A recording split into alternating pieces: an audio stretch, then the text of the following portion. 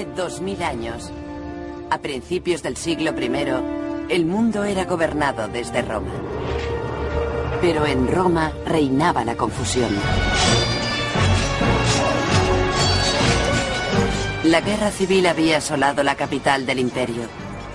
Los dictadores aspiraban al poder y el futuro de Roma parecía muy negro.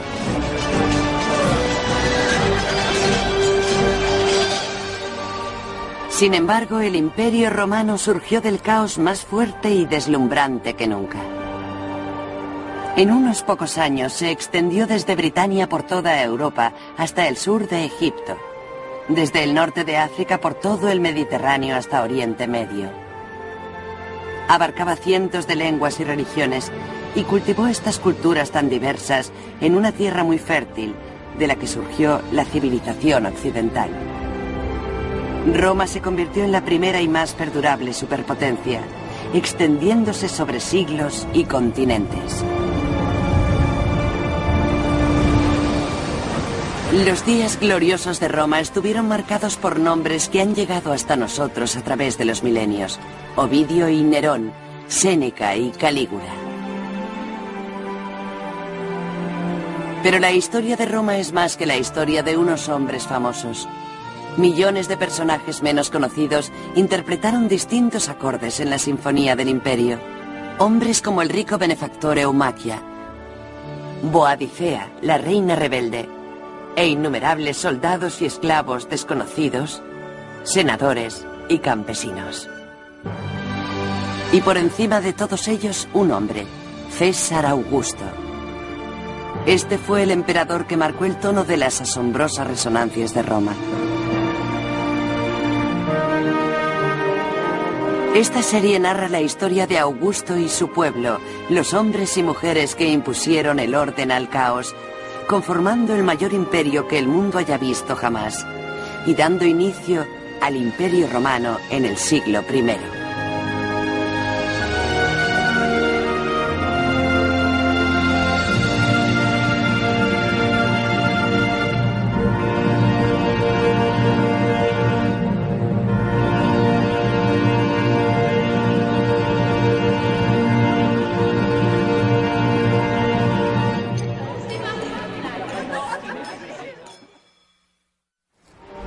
Del caos al orden. 2000 años después de que reinaran los faraones de Egipto, 400 años después del florecimiento de la cultura griega, 300 años después de Alejandro Magno, en un pequeño pueblo de Italia nació un niño llamado Octavio.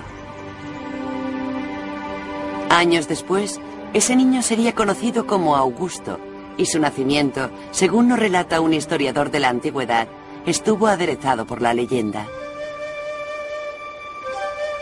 Su padre, que capitaneaba un ejército en tierras lejanas, fue una arboleda sagrada en busca de una profecía sobre el futuro del niño. Cuando se vertió vino sobre el altar, las llamas llegaron hasta el cielo, una señal que solo había sido vista una vez antes con Alejandro Magno.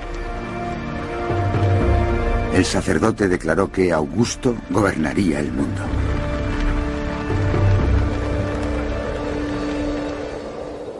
La historia nos la narra Suetonio, que la escribió a finales del siglo I. Basó su biografía en relatos de testigos presenciales, en rumores y en investigaciones que llevó a cabo como bibliotecario imperial. La verdad, escribe, es que el futuro del joven Augusto distaba mucho de ser grandioso. Era un muchacho enfermizo, con muy pocos contactos. Su familia era gente del campo. Su padre fue el primero de su linaje en entrar en el Senado.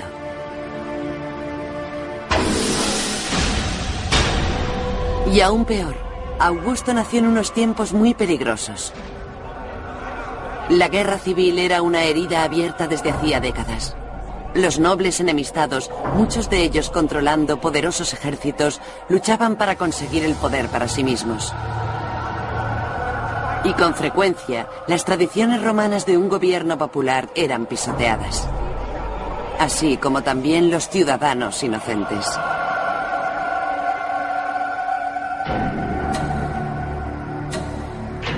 Cuando Augusto solo tenía 4 años, su padre murió de repente.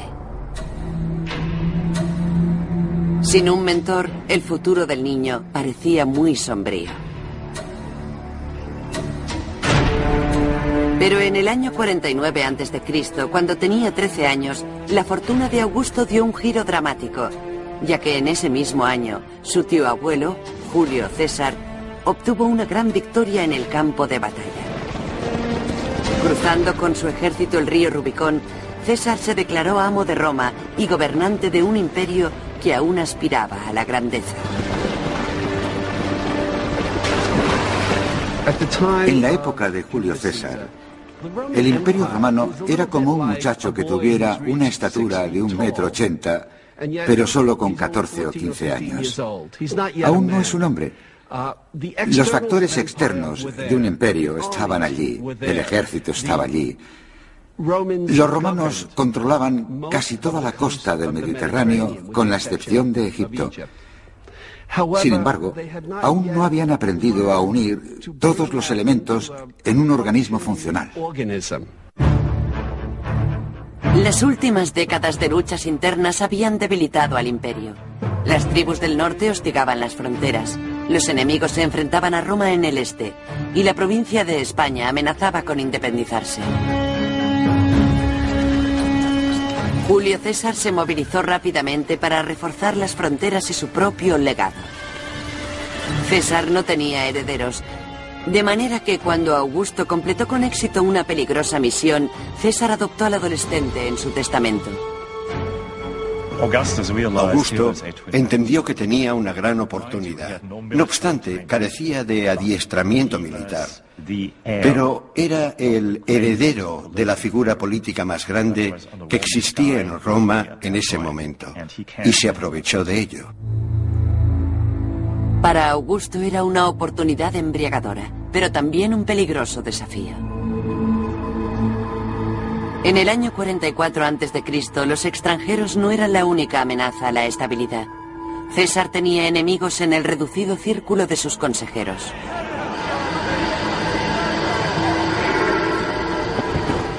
Asesinaron a César en una reunión del Senado. Por segunda vez en su vida, Augusto perdía a un padre. Pero en ese momento, a punto de convertirse en hombre, se lanzó al torbellino de la política romana. La muerte de Julio César no solo representó un giro en la vida de Augusto, también lo fue en la historia del mundo. Era extremadamente joven, solo tenía 19 años. Pero cuando supo que era el heredero de César, inmediatamente asumió el legado político de este y entró en la corriente de la política romana. No vaciló al intentar vengar a su padre. Pero eso, por supuesto, implicaba salir al escenario político, crear un ejército e inmediatamente emerger en la lucha por el poder político supremo en Roma. Desplegó una gran brutalidad contra los prisioneros enemigos. En una ocasión, cuando un padre y su hijo suplicaban por su vida, ordenó que la suerte decidiera quién iba a ser ejecutado. El padre se ofreció voluntario y fue ejecutado. Debido a ello, el hijo se suicidó. Augusto observó cómo morían los dos. Suetonio describe la crisis como un juicio por fuego y Augusto no vaciló en ningún momento. Formó una estratégica alianza con Marco Antonio, un poderoso general que también quería el poder supremo. Juntos masacraron a sus enemigos en la capital. Luego persiguieron a sus rivales hasta las costas de Grecia, donde pelearon y ganaron 2 de las batallas más sangrientas de la historia de Roma. Cuando terminó la carnicería, el imperio era suyo. Augusto y Marco Antonio se dividieron el botín.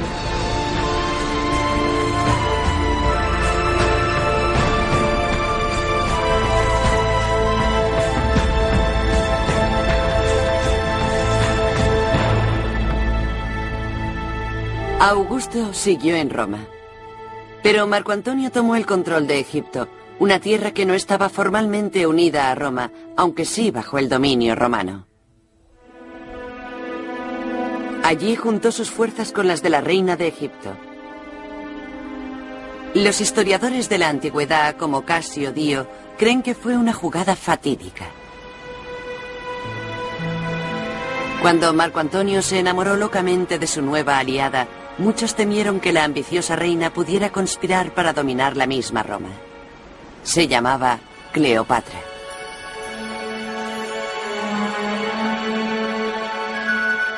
El descarado deseo de pasión y riqueza de Cleopatra era insaciable.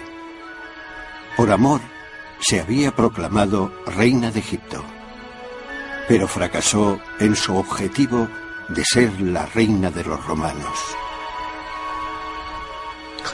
Cleopatra no disfrutaba de un gran prestigio en Roma. Lo que más irritaba de Cleopatra a la gente era que se trataba de una poderosa mujer del este, de un país muy rico con un sistema de gobierno monárquico. Por ello simbolizaba la falta de moderación, de control, ya que tendía al frenesí, a la furia. Todo aquello que Roma procuraba no ser. Cleopatra y Marco Antonio fueron considerados los líderes del imperio del mal. La alianza de Marco Antonio con Augusto fue debilitándose. Él y Cleopatra se movilizaron, pero Augusto dio el primer golpe. El poeta Virgilio describió posteriormente la batalla como una lucha épica de Oriente contra Occidente. De pie en la popa, Augusto capitaneó a los romanos en la batalla, llevando con él la fuerza del Senado y del pueblo. Frente a él, con su bárbara riqueza, se encontraba Marco Antonio, preparado para la batalla. Llevaba con él los poderes de Oriente y, para escándalo de todos, su esposa egipcia. Sus monstruosas divinidades levantaron las armas contra nuestros dioses romanos.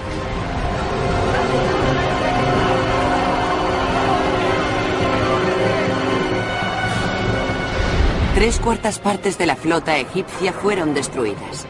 Marco Antonio y Cleopatra se suicidaron, y la tierra de los faraones fue anexionada formalmente al Imperio Romano. Para Augusto, la anexión de Egipto resultó tremendamente importante. Fue el equivalente de las tropas de Hitler marchando por las calles de París. Egipto era un país que iba a proporcionar alimentos y tierras, pero sobre todo era una nación con un gran prestigio cultural. Una vez Roma hubo incorporado a Egipto como parte de su imperio, puede decirse que había conseguido el triunfo.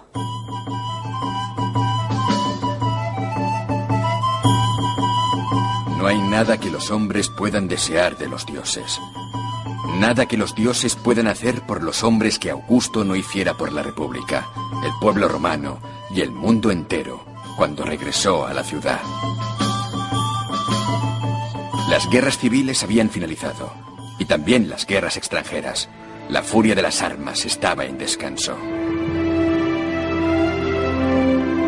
En el año 29 a.C., cuando Augusto volvió a una Roma asolada por la guerra, la ciudad enloqueció de entusiasmo. El glorioso general juró restaurar la paz y la seguridad. Fue una promesa que mantuvo. La victoria de Augusto inició un periodo de asombrosa vitalidad cultural, de renovación religiosa y de bienestar económico que se extendió por todo el imperio. Sería conocido como la Pax Romana, la paz de Roma. Y para muchos marcó el retorno del mítico y glorioso pasado de Roma. Pero Augusto nunca volvió los ojos al pasado. En ese momento era un hombre endurecido de 32 años, el único gobernante del mundo grecorromano, el primer emperador de Roma. La victoria había sido costosa. Sin embargo, el mayor desafío aún estaba por llegar, ya que para evitar el destino de Julio César tenía que desarmar al Senado y seducir a las masas. Tenía que hacer algo más que ganar la guerra. Tenía que ganar la paz. Ese desafío ocuparía el resto de su vida.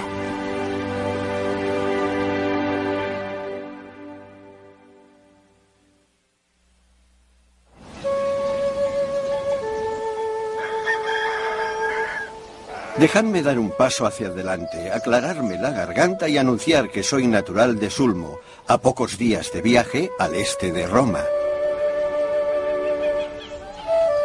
Mientras Augusto se abría camino para alcanzar la cima del poder, un muchacho llamado Ovidio llegaba a la mayoría de edad en unas circunstancias mucho menos exigentes.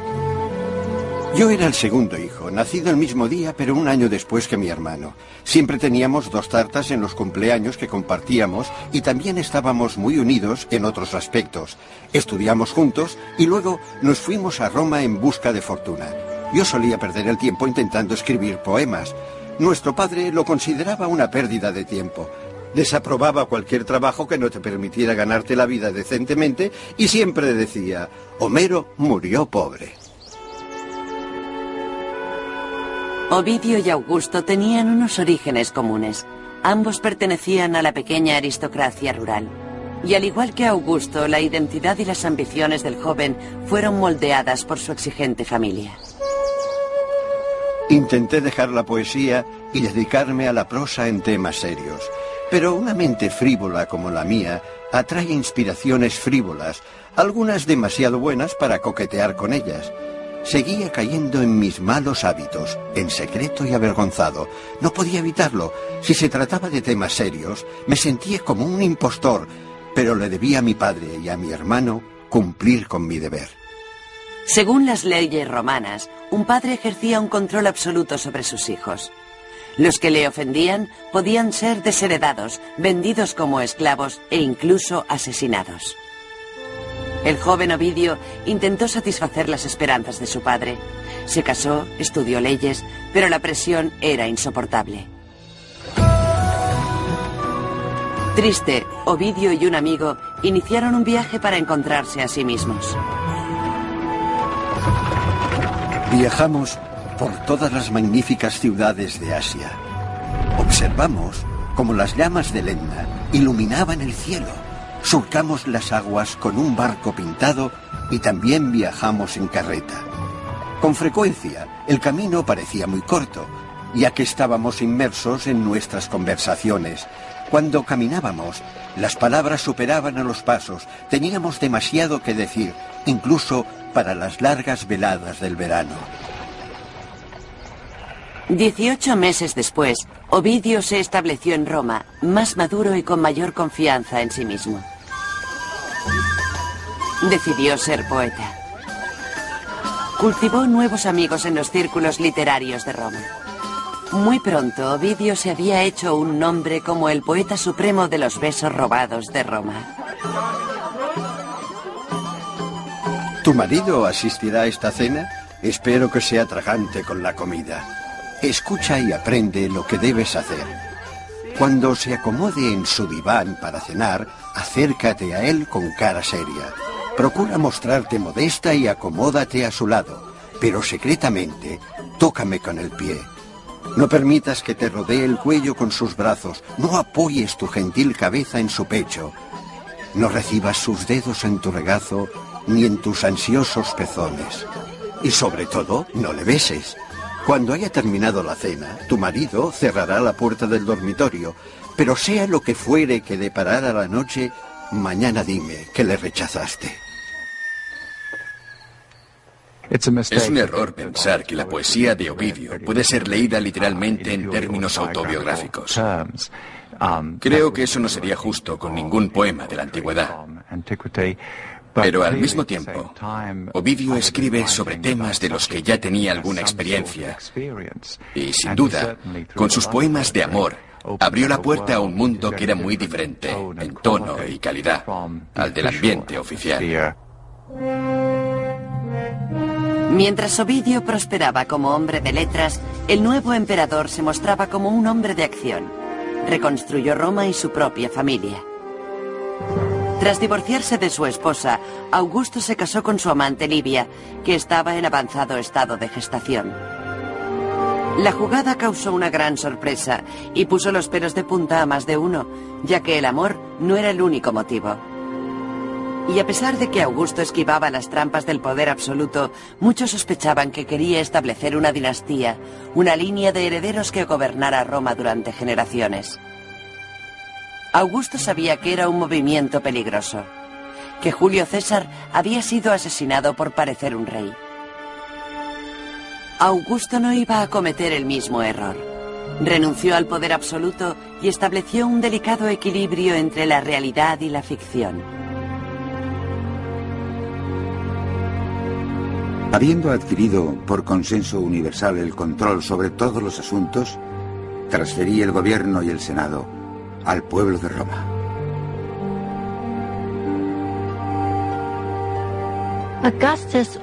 Augusto era un líder político muy cauto, porque pretendió restaurar las tradiciones políticas de la República, cuando, en realidad, estaba gobernando según las normas de una auténtica monarquía dinástica.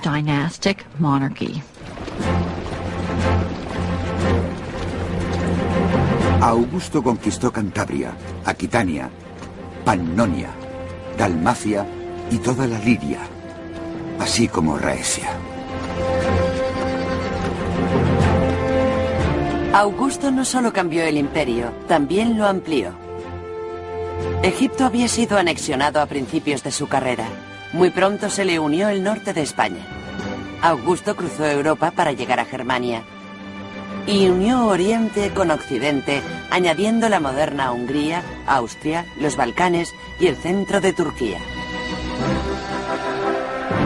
Estas victorias implicaron a soldados y senadores romanos y ofrecieron una buena distracción a los pobres de la ciudad.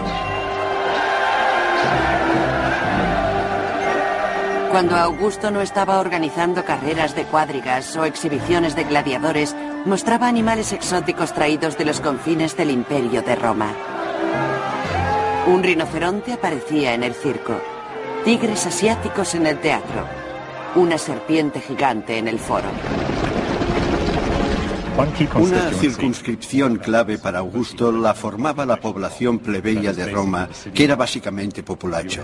Se trataba de varios cientos de miles de personas que no tenían trabajo, y para decirlo claramente, que había que sacar de la calle, y evitar que crearan problemas, porque la mezcla era muy volátil y combustible. La volátil mezcla que conformaba Roma se mantuvo tranquila durante los primeros 4 años del gobierno de Augusto. Luego, en el año 23 a.C., los acontecimientos dieron un giro dramático. Casio Dio escribió que una serie de desastres convencieron al pueblo de que Augusto no necesitaba menos poder, sino más. La ciudad se inundó al desbordarse el río, y los relámpagos alcanzaron a muchas construcciones. Luego, una plaga asoló Italia y nadie pudo trabajar la tierra. Los romanos creían que esas desgracias se debían a que Augusto había renunciado al poder. Deseaban nombrarle dictador. La plebe encerró a los senadores en el Senado y, amenazándoles con quemarlos vivos, los obligaron a votar a Augusto como gobernante absoluto. Las demandas amenazaban con trastornar el precario equilibrio político del emperador. Augusto cayó de rodillas ante los manifestantes, se rasgó la toga y se golpeó el pecho. Prometió a la plebe que personalmente se ocuparía del suministro del grano.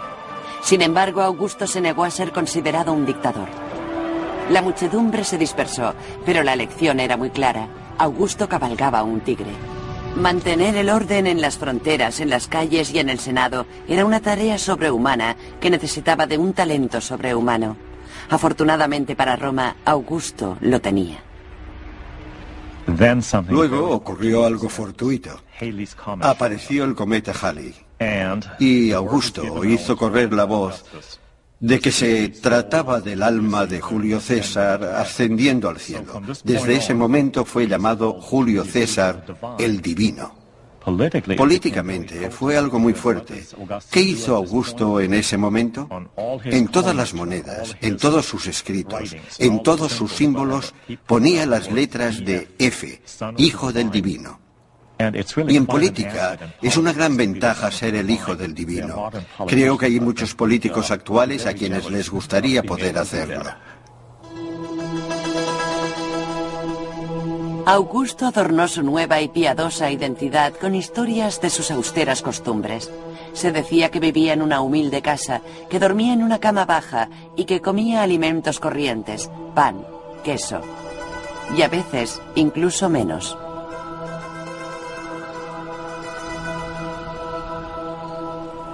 Mi querido Tiberio, ni siquiera un judío observa el ayuno del sábado tan rigurosamente como yo lo he hecho hoy. No he tomado nada hasta las primeras horas de la tarde, cuando comí 2 bocados antes del masaje.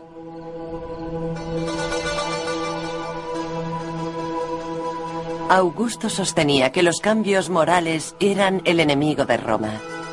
Pensaba que su futuro dependía de su pasado, mediante la restauración de valores que él creía que habían hecho grande a Roma en un principio. Instauré muchas tradiciones que estaban desapareciendo. Restauré 82 templos de los dioses sin olvidar ninguno que exigiera ser reparado. En público, Augusto predicaba con el ejemplo. Sacrificaba animales según los ritos ancestrales y restableció las normas sociales tradicionales. Nuevas leyes asignaron los asientos del teatro según la categoría social. Las mujeres ocuparon las últimas filas. El adulterio estaba penado por la ley y se alentaba el matrimonio y la maternidad. Para muchos, la sociedad romana había recuperado su verdadero rumbo. El hijo de un dios estaba creando un imperio para el futuro. ¿Quién podría encontrar palabras para describir de forma adecuada los avances de estos años?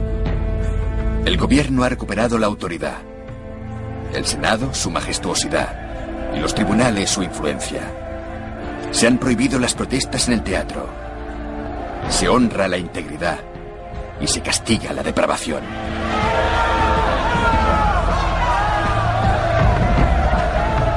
Pero entre los aplausos también había gritos de protesta. El nuevo tradicionalismo del emperador molestaba a amigos y enemigos por igual. Incluso molestaba a su hija Julia, durante mucho tiempo un peón de la política familiar. Julia supuso que estaba exenta de las estrictas normas de su padre. Estaba equivocada.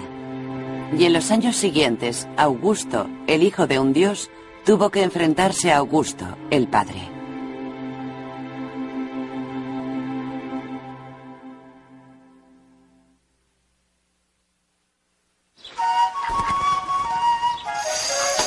Si hay alguien aquí que sea un novicio en el arte del amor, que lea mi libro. Si lo estudia, amará como un profesional. A medida que el emperador Augusto marcaba el rumbo de rigor moral, el poeta Ovidio pisaba un terreno muy diferente. Se había convertido en el poeta vivo más famoso de Roma, y su audacia aumentaba al mismo ritmo que su reputación. Después de haber agotado los convencionalismos de la poesía amorosa, decidió ir más allá. Empezó a componer un manual de consejos prácticos para el adulterio. Primer paso. Pasea por una columnata sombreada. No te pierdas el templo de Adonis, pero el teatro es tu mejor terreno de caza. Allí encontrarás mujeres dispuestas a satisfacer cualquier deseo. De la misma forma que las hormigas van y vienen, las damas cultas acuden en masa a los juegos. Van por el espectáculo y para exhibirse ellas mismas. Hay tantas que, a veces, me tambaleo al tener que elegir. Muchos romanos anhelaban seguir a su emperador por la senda de los viejos tiempos de la estricta virtud romana. Pero otros se deleitaban con las promesas de la nueva paz que Roma había encontrado. Ovidio era uno de ellos. Para el joven poeta los viejos límites carecían de sentido. No dudes de que podrás tener a cualquier mujer que desees. Algunas se entregan, otras se resisten, pero a todas les agrada que les hagas una proposición. Y aún en el caso de fracasar, el rechazo no duele. Pero ¿por qué ibas a fracasar? Las mujeres siempre agradecen el placer y las novedades les resultan excitantes. Las guerras civiles habían provocado enormes cambios sociales. Algunas mujeres habían ganado influencia política, más derechos y una nueva libertad. Según la tradición, una de esas mujeres era Julia, la única hija del emperador. Julia se sentía atraída por las letras y había sido bien educada, algo propio de la familia. También era de naturaleza apacible y sin ninguna intención cruel. Todo ello le valió una gran estima como mujer. En general, Julia no rechazaba los valores tradicionales. Durante mucho tiempo había soportado el exagerado control de su padre. Obedientemente se casó 3 veces para satisfacer sus ambiciones dinásticas. Tuvo 5 hijos. 2 de ellos, Cayo y Lucio, eran considerados por Augusto como probables herederos. Pero al igual que Ovidio, Julia esperaba algo más de la paz.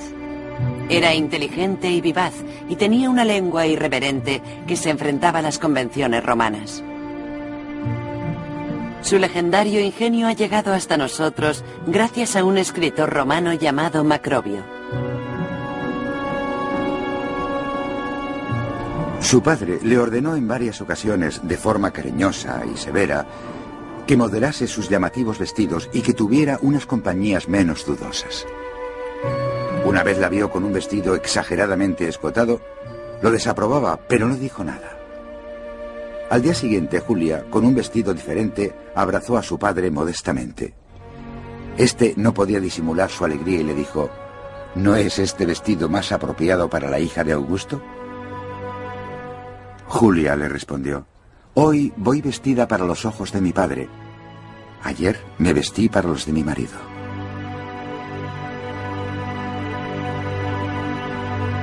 Pero aparentemente los encantos de Julia no solo estaban reservados para su marido.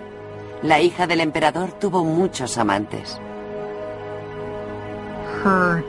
Sus escarceos amorosos eran tan conocidos que la gente se sorprendía cuando sus hijos se parecían a su segundo marido, quien era el padre de sus 5 hijos, pero ella ingeniosamente replicaba: bien, eso se debe a que nunca acepta un pasajero a menos que vaya cargada. Lo que significaba que esperaba estar embarazada antes de iniciar sus aventuras, demostrando lo preocupada que estaba por proteger los lazos de sangre de sus hijos. Julia, al igual que Ovidio, es un testimonio de su época, pero no representaban a la mayoría de los romanos. La vida que ellos dos simbolizaban escandalizaba hasta la médula a la sociedad tradicional, y cuando Julia cumplió 38 años, se desató la crisis. En ese año estalló el escándalo en la propia casa del emperador. Es vergonzoso hablar de ello, y horrible recordarlo. Un soldado romano expresó su profunda repugnancia por los extraordinarios excesos de Julia. Julia, ignorando a su padre Augusto, hizo todo lo que debería avergonzar a una mujer. No sé si por extravagancia o por lujuria. Alardeaba de sus pecados como si fueran sus virtudes, y reafirmaba su libertad, ignorando las leyes de la decencia. La conducta de Julia desencadenó una crisis política a gran escala, que se vio marcada por exageradas afirmaciones. Se rumoreaba que la hija del emperador organizaba fiestas todas las noches en la plaza pública de Roma. Se decía que otorgaba sus favores sexuales en el podio desde donde su padre se dirigía al pueblo. Cuando los rumores llegaron a Augusto, el emperador reaccionó violentamente. Se negó a recibir visitas. Según Suetonio, al salir de sus aposentos, denunció públicamente a su única hija. Escribió una carta advirtiendo al Senado de su mala conducta, pero no estuvo presente cuando se leyó. Se encerró por vergüenza e incluso consideró la pena de muerte para su hija. Su obstinación aún fue mayor cuando el pueblo romano fue a verle varias veces, implorando en su nombre. Maldijo a la multitud, deseándoles que tuvieran tales hijas o esposas. Como padre, Augusto no podía aceptar la conducta de Julia. Como emperador, no podía tolerar la vergüenza. Augusto la desterró para el resto de su vida.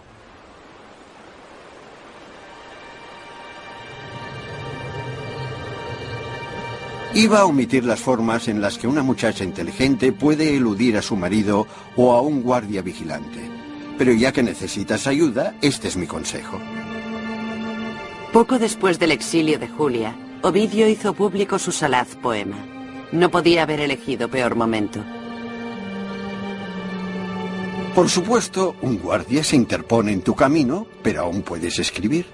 Compón cartas de amor cuando estés sola en el baño y envíalas por medio de una cómplice. Ella puede ocultarlas junto a su cálida carne, bajo su vestido o ponerlas bajo el pie.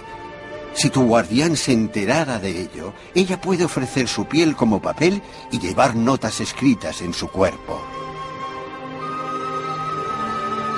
Los poemas de Ovidio alababan la conducta por la que había sido desterrada la hija del emperador. Y su destino era como una advertencia. Por el momento el emperador permaneció mudo con relación al rebelde con más talento de Roma. Ovidio pasó a escribir poemas menos provocativos. Volvió a casarse y desde entonces apreció mucho más la discreción. Disfruta los placeres prohibidos en el lugar apropiado. Pero cuando te vistas, no olvides la máscara del decoro. Una cara inocente oculta más que una lengua mentirosa. Ovidio había sido advertido. La orden de Augusto establecía normas de decoro. Y Ovidio las había puesto a prueba al máximo.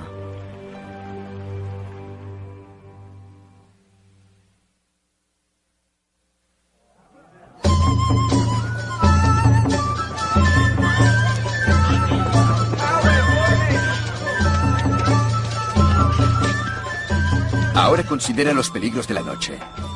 Las tejas caen de los tejados y te dan en la cabeza. Y el truán borracho buscando pelea no puede descansar sin encontrar pendencia. ¿Qué puedes hacer cuando un loco de atar se enfrenta a ti? O cuando los vecinos tiran vasijas rotas por la ventana. Coqueteas con el desastre si vas a cenar antes de redactar el testamento. A finales del siglo I, el poeta Juvenal escribía poemas ridiculizando a Roma. Era muy sarcástico y tenía buen ojo para las realidades más ocultas de la vida urbana. Nuestro bloque de viviendas es una ruina inestable. El encargado del edificio lo apuntala con palos delgados y enyesa las enormes grietas. Luego nos dice que descansemos tranquilos en su horrible trampa mortal.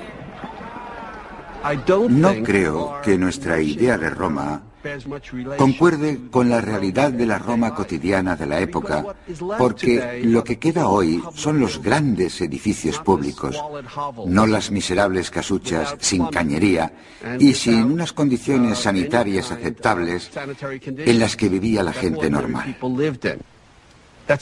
Esa es, precisamente, la razón de que la élite prefiriera retirarse a las colinas, construyendo allí sus villas, alejados del ruido, del hedor y de la multitud de gente que se apretujaba.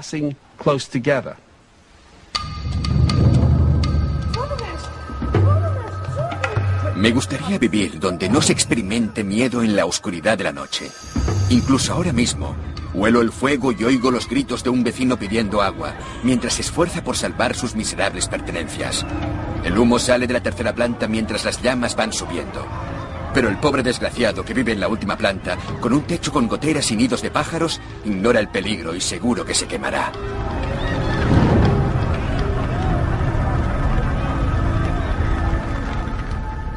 En el año 4, en el Palacio Imperial, el emperador Augusto tampoco dormía. Pero no por miedo al fuego. Convertido en un anciano de 66 años, Augusto había perdido casi todo su vigor juvenil. Había perdido la visión del ojo izquierdo. Le quedaban pocos dientes, muy separados y gastados. Sus cabellos eran pocos y amarillentos. Tenía la piel irritada de tanto rascarse y llena de rasguños. Estaba tan reseca que parecía un tiñoso.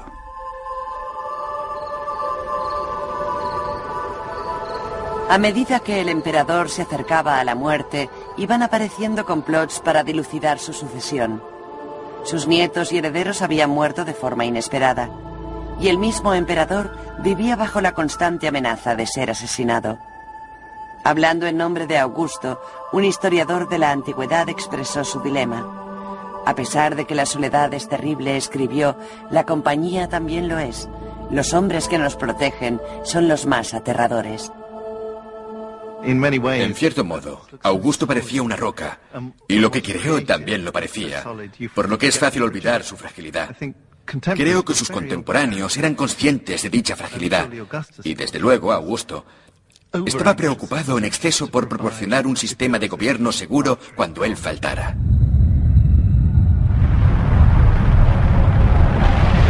En aquellos momentos hubo unos terremotos extraordinariamente fuertes. El Tíber derrumbó el puente e inundó la ciudad durante 7 días. Se produjo un eclipse parcial del sol y empezó la hambruna. Los historiadores de la antigüedad nos dicen que los desastres naturales predecían los políticos.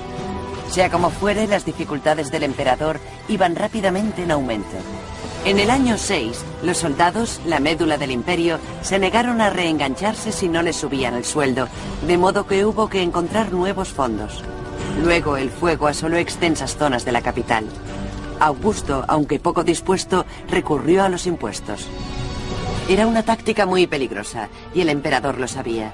Temiendo un golpe de estado, Augusto alejó a los potenciales enemigos, suspendió los tribunales y disolvió el Senado. Incluso despidió a su propio séquito, pero Roma seguía inestable. La plebe, angustiada por la hambruna y los impuestos después de los incendios, estaba inquieta. Hablaban abiertamente de rebelarse. Al caer la noche, pegaban carteles sediciosos.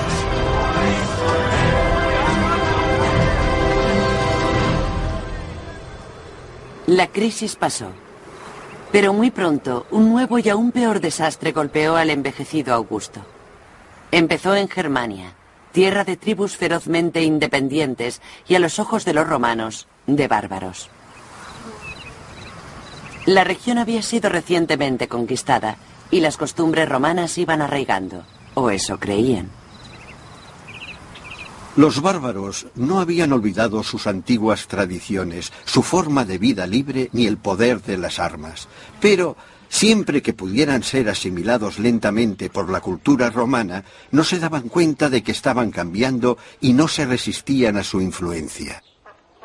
Sin embargo, esa pacífica evolución llegó a su término en el año 9, el año en que un arrogante y joven general llamado Quintilio Varo se convirtió en el comandante del ejército del Rin y trató la provincia con mano de hierro. Obligó a los bárbaros a cambios más drásticos y, entre otras cosas, los trataba como si fueran esclavos de Roma y les exigía dinero como si fueran sus súbditos. Varo calculó terriblemente mal el grado del control romano que debía ejercer y no supo juzgar la sumisión germana. Un influyente caudillo germano organizó una revuelta a gran escala y atrajo a las tropas de Varo a una trampa, en un terreno desconocido para este.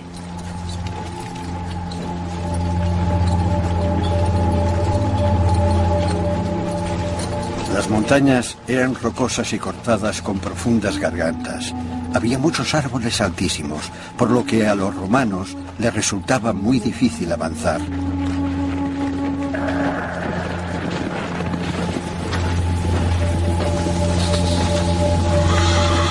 La lluvia formó una espesa cortina y los fuertes vientos les obligaron a separarse.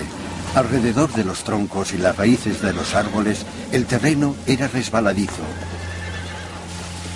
Mientras los romanos se enfrentaban a esos problemas, los bárbaros les rodearon. Salieron de todas partes. Primero, lanzaron proyectiles desde lejos. Pero luego, ya que nadie respondía y eran muchos los heridos, los bárbaros fueron acercándose y los romanos no pudieron defenderse.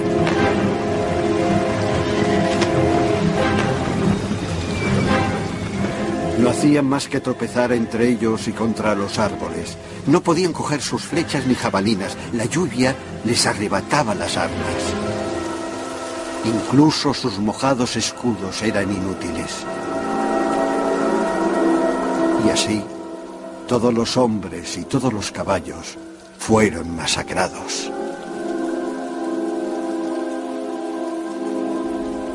3 legiones fueron aniquiladas, la 10ª parte del ejército de Roma.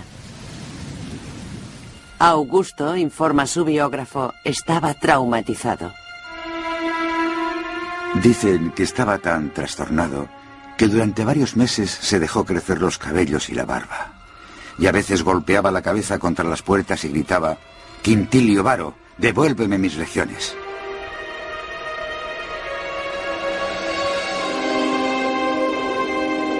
El desastre de Germania subrayó una cruda realidad. El imperio había nacido de la violencia y a la violencia amenazaba con volver. El emperador no se inclinaba por la indulgencia.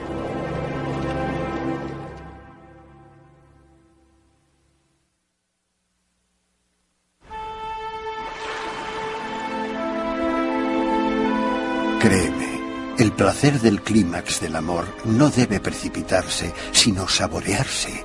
Y cuando llegues a esos lugares que a la mujer le encanta que le toquen, no permitas que la vergüenza se interponga entre vosotros. No te eches atrás. Verás que los ojos le brillan con una luz trémula, al igual que el sol brilla en las olas del mar. Emitirá suaves quejidos y susurrará palabras dulces adecuadas para el juego.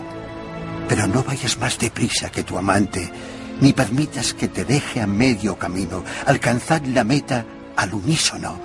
Cuando un hombre y una mujer caen agotados juntos, los dos ganan.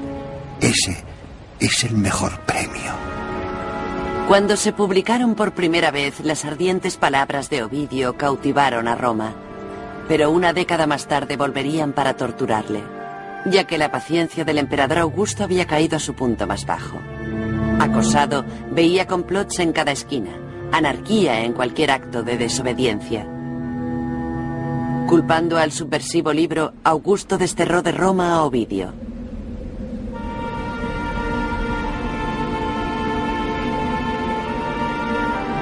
Hola, ¿estás ahí?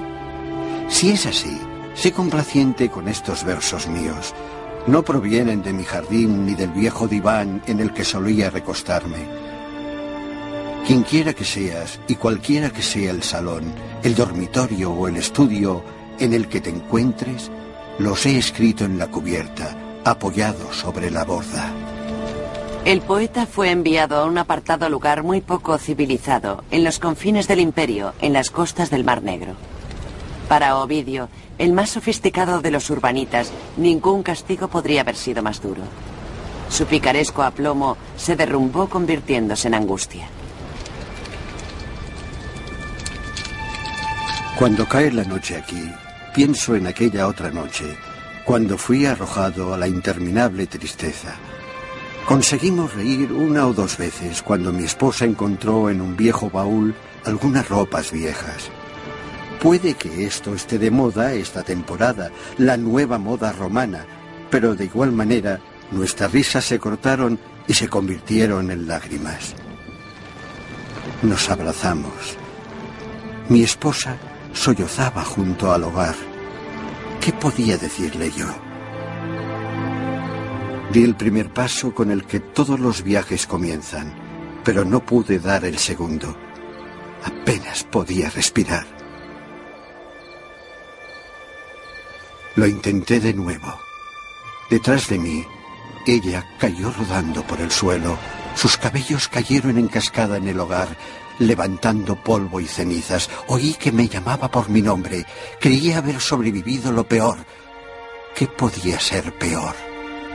Pero mi esposa se levantó, me persiguió y me abrazó sollozando. Los sirvientes la apartaron.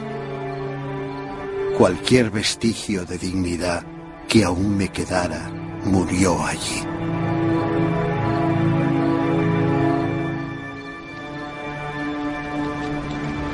Ovidio estaba seguro de que su talento le llevaría de nuevo a casa.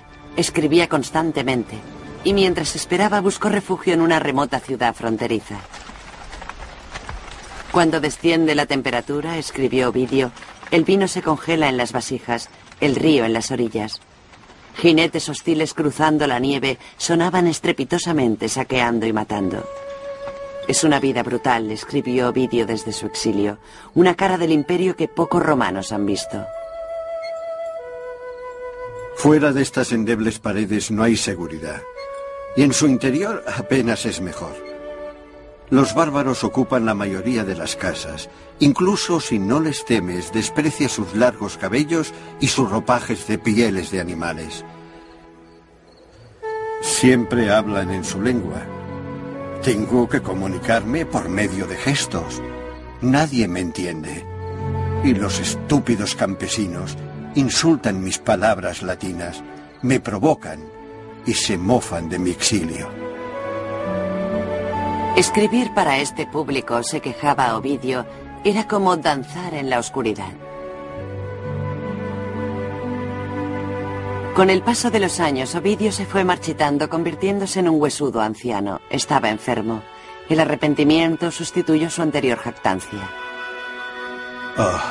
Me arrepiento, me arrepiento. ¿Se puede creer a alguien tan desdichado como yo? Me arrepiento. Me torturan mis obras. Sin embargo, Ovidio nunca recibió respuesta a sus súplicas y nunca fue perdonado. A medida que se acercaba la muerte, se resignó tristemente a su destino. Mírame. Añoro mi patria, mi hogar y a ti. He perdido todo lo que una vez tuve, pero aún me queda mi talento. Los emperadores no tienen jurisdicción sobre él. Mi fama me sobrevivirá, incluso después de muerto. Y mientras Roma domine el mundo, la gente me leerá. 9 años después de su exilio, Ovidio murió. Vivió más tiempo que Augusto, pero se había doblegado a la voluntad del emperador. Al principio de su vida pública, Augusto había ganado las guerras que había sostenido Roma. Al final ganó la paz. Y hombres como Ovidio pagaron el precio. En los años venideros, cuando hombres más perversos gobernaron Roma, ese precio aún sería más alto.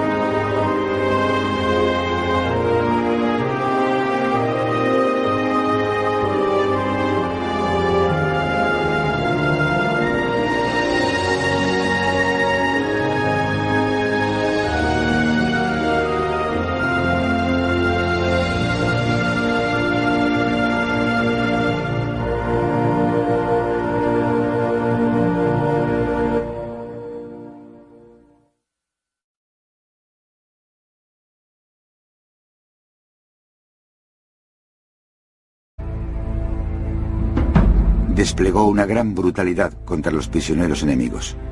En una ocasión, cuando un padre y su hijo suplicaban por su vida, ordenó que la suerte decidiera quién iba a ser ejecutado. El padre se ofreció voluntario y fue ejecutado. Debido a ello, el hijo se suicidó.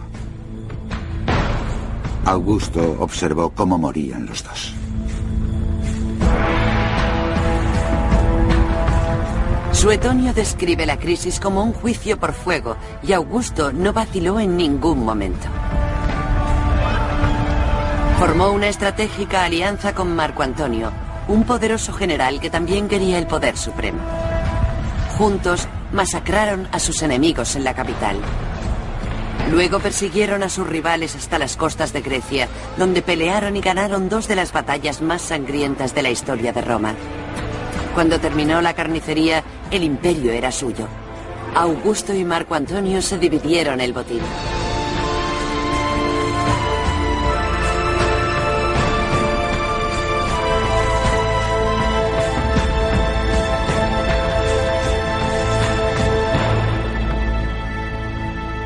Augusto siguió en Roma, pero Marco Antonio tomó el control de Egipto, una tierra que no estaba formalmente unida a Roma, aunque sí bajo el dominio romano.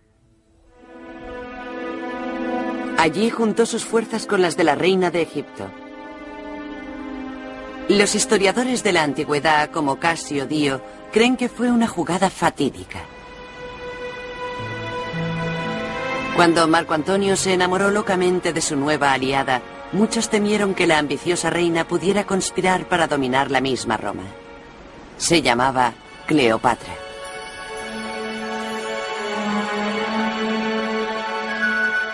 El descarado deseo de pasión y riqueza de Cleopatra.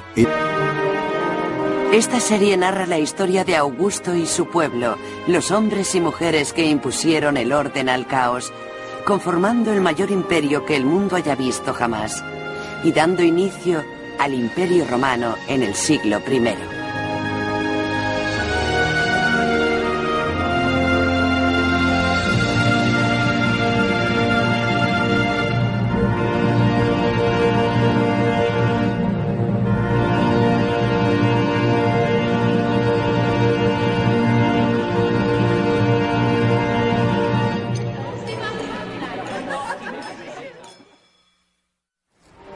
Del caos al orden. 2000 años después de que reinaran los faraones de Egipto, 400 años después del florecimiento de la cultura griega, 300 años después de Alejandro Magno, en un pequeño pueblo de Italia nació un niño llamado Octavio. Años después, ese niño sería conocido como Augusto, y su nacimiento, según nos relata un historiador de la antigüedad, estuvo aderezado por la leyenda. Su padre, que capitaneaba un ejército en tierras lejanas, fue una arboleda sagrada en busca de una profecía sobre el futuro del niño. Cuando se vertió vino sobre el altar, las llamas llegaron hasta el cielo, una señal que solo había sido vista una vez antes con Alejandro Magno. El sacerdote declaró que Augusto gobernaría el mundo.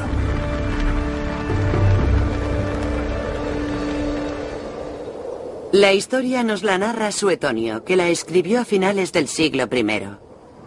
Basó su biografía en relatos de testigos presenciales, en rumores y en investigaciones que llevó a cabo como bibliotecario imperial. La verdad, escribe, las últimas décadas de luchas internas habían debilitado al imperio. Las tribus del norte hostigaban las fronteras, los enemigos se enfrentaban a Roma en el este, y la provincia de España amenazaba con independizarse. Julio César se movilizó rápidamente para reforzar las fronteras y su propio legado. César no tenía herederos, de manera que cuando Augusto completó con éxito una peligrosa misión, César adoptó al adolescente en su testamento. Augusto entendió que tenía una gran oportunidad. No obstante, carecía de adiestramiento militar, pero era el heredero de la figura política más grande que existía en Roma en ese momento, y se aprovechó de ello. Para Augusto era una oportunidad embriagadora, pero también un peligroso desafío. En el año 44 a.C., los extranjeros no eran la única amenaza a la estabilidad. César tenía enemigos en el reducido círculo de sus consejeros.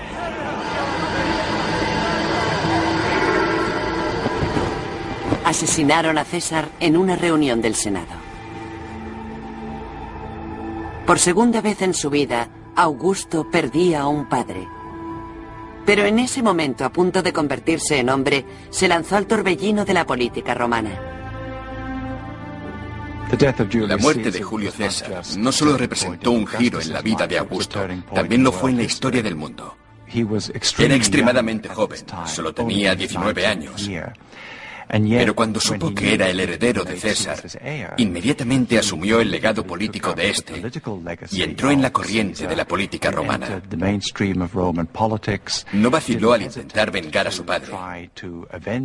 Pero eso, por supuesto, implicaba salir al escenario político, crear un ejército e inmediatamente emerger en la lucha por el poder político supremo en Roma.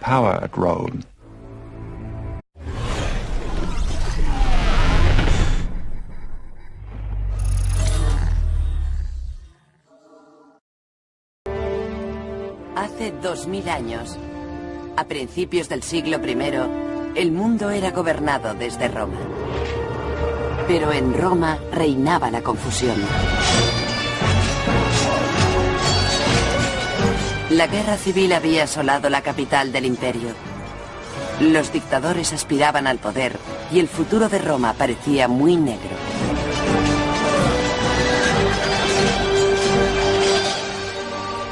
Sin embargo, el Imperio Romano surgió del caos más fuerte y deslumbrante que nunca. En unos pocos años se extendió desde Britania por toda Europa hasta el sur de Egipto, desde el norte de África por todo el Mediterráneo hasta Oriente Medio. Abarcaba cientos de lenguas y religiones y cultivó estas culturas tan diversas en una tierra muy fértil, de la que surgió la civilización occidental. Roma se convirtió en la primera y más perdurable superpotencia, extendiéndose sobre siglos y continentes. Los días gloriosos de Roma estuvieron marcados por nombres que han llegado hasta nosotros a través de los milenios: Ovidio y Nerón, Séneca y Calígula. Pero la historia de Roma es más que la historia de unos hombres famosos. Millones de personajes menos conocidos interpretaron distintos acordes en la Sinfonía del Imperio. Hombres como el rico benefactor Eumachia, Boadicea, la reina rebelde, e innumerables soldados y esclavos desconocidos, senadores y campesinos. Y por encima de todos ellos, un hombre, César Augusto.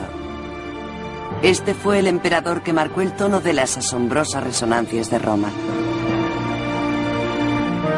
Es que el futuro del joven Augusto distaba mucho de ser grandioso. Era un muchacho enfermizo, con muy pocos contactos. Su familia era gente del campo.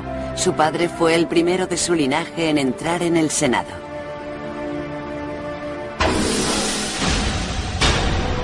Y aún peor, Augusto nació en unos tiempos muy peligrosos.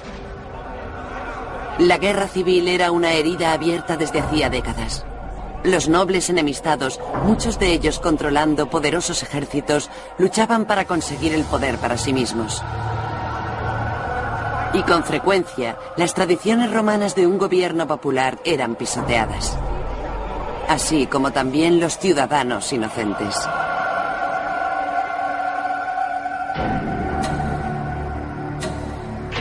Cuando Augusto solo tenía 4 años, su padre murió de repente. Sin un mentor, el futuro del niño parecía muy sombrío. Pero en el año 49 a.C., cuando tenía 13 años, la fortuna de Augusto dio un giro dramático, ya que en ese mismo año, su tío abuelo, Julio César, obtuvo una gran victoria en el campo de batalla. Cruzando con su ejército el río Rubicón, César se declaró amo de Roma y gobernante de un imperio que aún aspiraba a la grandeza. En la época de Julio César, el Imperio Romano era como un muchacho que tuviera una estatura de 1,80 m, pero solo con 14 o 15 años. Aún no es un hombre. Los factores externos de un imperio estaban allí, el ejército estaba allí. Los romanos controlaban casi toda la costa del Mediterráneo, con la excepción de Egipto. Sin embargo, aún no habían aprendido a unir todos los elementos en un organismo funcional.